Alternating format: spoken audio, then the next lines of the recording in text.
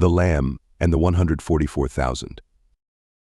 Then I looked, and there before me was the Lamb, standing on Mount Zion, and with him 144,000, who had his name and his Father's name written on their foreheads.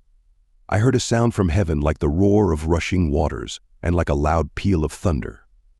The sound I heard was like that of harpists playing their harps. They sang a new song before the throne and before the four living creatures and the elders. No one could learn the song except the 144,000 who had been redeemed from the earth. These are those who did not defile themselves with women, for they remained virgins. They follow the Lamb wherever he goes. They were purchased from among mankind and offered as firstfruits to God and the Lamb. No lie was found in their mouths, they are blameless.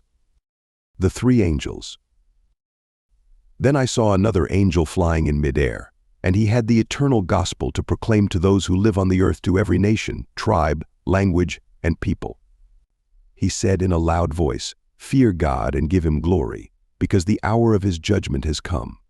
Worship him who made the heavens, the earth, the sea, and the springs of water." A second angel followed and said, "Fallen, fallen is Babylon the Great, which made all the nations drink the maddening wine of her adulteries." A third angel followed them and said in a loud voice, "If anyone worships the beast and its image and receives its mark on their forehead or on their hand, they, too, will drink the wine of God's fury, which has been poured full strength into the cup of his wrath.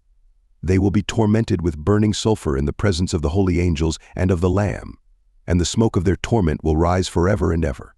There will be no rest day or night for those who worship the beast and its image, or for anyone who receives the mark of its name. This calls for patient endurance on the part of the people of God, who keep his commands and remain faithful to Jesus. Then I heard a voice from heaven say, "Write this: blessed are the dead who die in the Lord from now on." Yes, says the Spirit, they will rest from their labor, for their deeds will follow them. Harvesting the earth and trampling the winepress. I looked, and there before me was a white cloud, and seated on the cloud was one like a son of man with a crown of gold on his head and a sharp sickle in his hand. Then another angel came out of the temple and called in a loud voice to him who was sitting on the cloud, "Take your sickle and reap, because the time to reap has come, for the harvest of the earth is ripe." So he who was seated on the cloud swung his sickle over the earth, and the earth was harvested.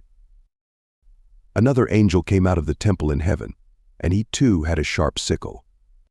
Still another angel, who had charge of the fire, came from the altar and called in a loud voice to him who had the sharp sickle, "Take your sharp sickle and gather the clusters of grapes from the earth's vine, because its grapes are ripe." The angel swung his sickle on the earth, gathered its grapes, and threw them into the great winepress of God's wrath.